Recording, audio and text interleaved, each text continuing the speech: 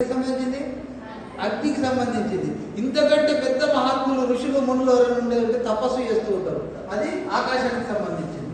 పూజలు కూడా 5 రకాలు, పంచభూతాలు 5 రకాలు, పూజలు 5 రకాలు. మీరు ఇక్కడ పూజ చేసేటప్పుడు కాబట్టి కేవలం అక్కడ ముగ్గేసి పూజ చేస్తేనే అంటే భూమి పూజనే, సంతోషం. ఏం చేయాలని భూమి పూజ చేస్తే మంచిదే. కాబట్టి భూమి, గాలి, నీరు ప్లేస్ డైరెక్ట్. సార్ నాకు అన్ని అర్థమవుతున్నాయి, కానీ ఇండోర్ లోపల పెద్ద విగ్రహం ఉన్నది సార్, ఆ విగ్రహం ఎవరి పేరు, ఆ పేరు ఎట్టు నాకు వెళ్తారే సార్, అహల్యాబాయి ఎవరి పేరు అవుతుంది మేడం అని అన్నాను. ఎవరు ఆమె అని అన్నాను. అన్నాక ఆమె గురించి చెప్పాను. అదే మీకు అందుకే ఇప్పుడు గ్యాప్ కొడతారు, ముఖ్యమంత్రి గారి దృష్టిలో వెంటనే గ్యాప్ కొడతారు.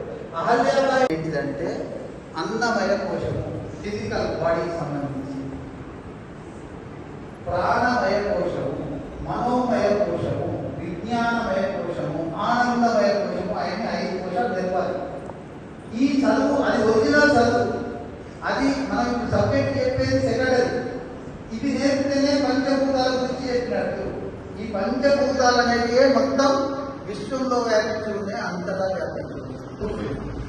అంటే విద్య, వైద్యం, న్యాయం 3 అయ్యారు. విద్య కొనుక్కుండే, వైద్యం కొనుక్కుండే, న్యాయం కొనుక్కుండే. గవర్నమెంటే తిరిగాలి, గవర్నమెంట్ ఇస్తలేదు. మంచి ఆలోచించ. జ్ఞానం, ధర్మం, భోజనం, జ్ఞానం, ధర్మం, ఈ 3 ఎవరు చేయాలి?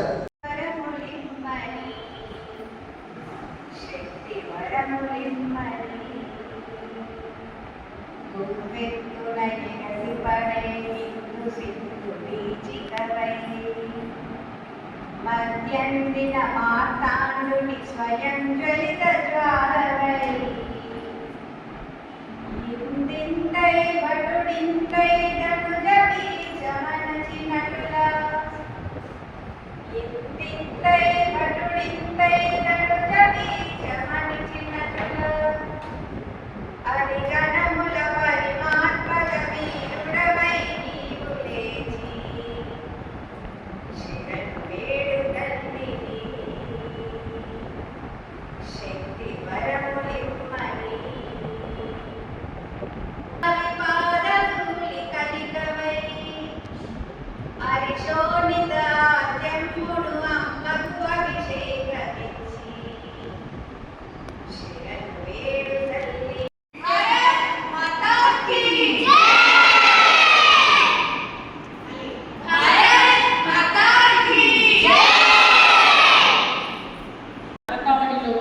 ప్రతి పండగకి ఒక పరమార్థము, ఒక ధర్మ ఆచరణ, ఈ 2 మనం చూస్తూ వస్తూ ఉన్నాం.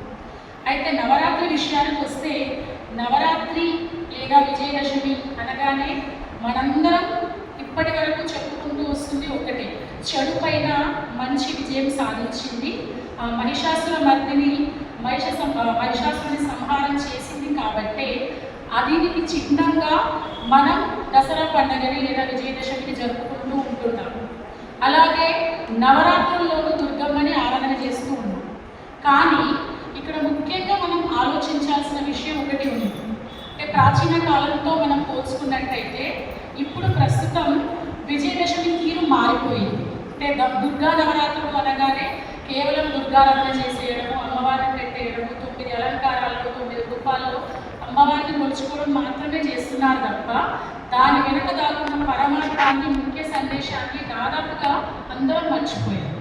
సో ఇక్కడ నవరాత్రి అంటే కేవలం దుర్గాదేవి ఆరాధన మాత్రమే కాదమ్మా, ఇక్కడ ఒక స్త్రీ శక్తి, స్త్రీ జీవితంలో తన పూర్తి చక్రం యొక్క సాఫల్యత, అట్లాగే స్త్రీ శక్తికి చిహ్నమే నవరాత్రి ఉత్సవాలు. ఎందుకంటే మనం అమ్మని కొలుచుకునే 9 రూపాయల కనుక మనం నిశ్చితంగా గమనిస్తే, శైలపుత్రి అంటే ఎంతో సుకుమారమైన కుమారి రూపం నుండి మొదలుపెట్టి స్కంధమాత వరకు, అలాగే ఏదైనా సరే ఎలాంటి పరిస్థితుల్లోనైనా సరే చేతిలో త్రిశూలంతో అధర్మాన్ని అంతం చేయగల శక్తి స్వరూపిణి మహిషాసుర మర్దిని.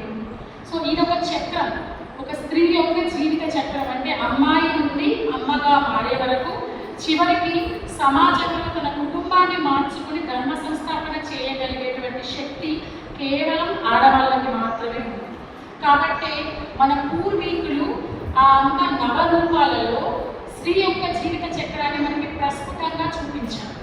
కానీ మనం దాన్ని మరచిపోయి కేవలం దుర్గారాధన, భజనలు, పాటలు వీటితో మాత్రమే గడిపేస్తూ ఉంటాం. సో నేను ఈ సందర్భంగా, ఈ వేదిక సందర్భంగా నేను ఇక్కడ అందరికీ తెలియజేసేది ఏంటి అంటే, నిజానికి నవరాత్రి యొక్క పరమార్థం మన లోపల దాగి ఉన్నటువంటి అంతర్లీనమైన శక్తిని మనం చైతన్యం చేసుకోవాలి, జాగ్రత్తపరచుకోవాలి. దానికోసం మనం తపస్సులు, యాగాలు చేయాల్సిన అవసరం లేదు. మన లోపల దాగి ఉన్న చెడుని మనం మన వివేకంతో జయించగలిగితే మన లోపల ఉన్న శక్తి జాగృతం అవుతుంది. సో అదే నవరాత్రి యొక్క పరమార్థం. నిజానికి ఇక్కడ ఉన్న ప్రతి అమ్మాయి, ప్రతి కుటుంబంలోని ప్రతి అమ్మాయి, ప్రతి స్త్రీ ఒక శక్తి స్వరూపి.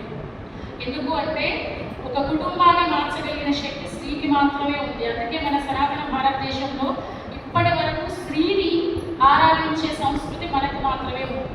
అందుకే ప్రపంచంలో ఉన్న ఉన్నత లక్షణాలు కలిగిన ప్రతి దాన్ని స్త్రీతత్వంతో పోలుస్తూ వచ్చారు మన వాళ్ళని. కాబట్టి ఈ సభా వేదికగా నేను మీ అందరికీ ఒకటే చెప్పాలనుకుంటున్నాను, మన లోపల అంటే ఏదైతే నవరాత్రి ఉత్సవాలు ఉన్నాయో కేవలం పండగలాగా కాకుండా దానిలోని పరమార్థాన్ని తెలుసుకొని మన ప్రతి ఒక్కరిలోనూ అంతర్లీనంగా రాగలిగిన శక్తిని, మన చైతన్యాన్ని మనం జాగ్రత్తపరుచుకోగలిగితే, ముందుగా మన కుటుంబాన్ని మనం మార్చుకోగలిగితే ఆ కుటుంబం సమాజాన్ని మార్చుతుంది. అలాగే సమాజం పూర్తి దేశంతో ముడిపడి ఉంటుంది. సమాజం అంటే దేశం రెండో వేరు కాదు. ఎక్కడైతే కుటుంబం ఒక తల్లి వల్ల మారుతుందో ఆ దేశం ఆటోమేటిక్గా అంటే దానంతటా అదే పురోభివృద్ధి సాధిస్తుంది. సో ప్రస్తుతానికి మన భారతదేశం అన్ని రంగాల్లోనూ ముందు ఉంది. దానికి కారణం మన దేశంలో ఇప్పుడు అభివృద్ధి చెందుతున్న మహిళలని నేను సగర్వంగా చెప్పుకుంటాను. ఎందుకంటే అన్ని రంగాల్లోనూ ముందున్నారు. అలాగే ఈ నవరాత్రి యొక్క అంతర్భాగంగా ఉన్నటువంటి అంతరార్థాన్ని మనం తెలుసుకొని మనం మారుతూ దేనికైనా అంటే అందరూ ధర్మ మార్గంలో నడుస్తూ మన దేశాన్ని పురోభివృద్ధిలో తీసుకెళ్లాలని కోరుకుంటూ ముగిస్తున్నాను. అండ్ నాకు ఈ అవకాశం ఇచ్చినటువంటి సేవికా సమితికి అందరికీ ధన్యవాదాలు.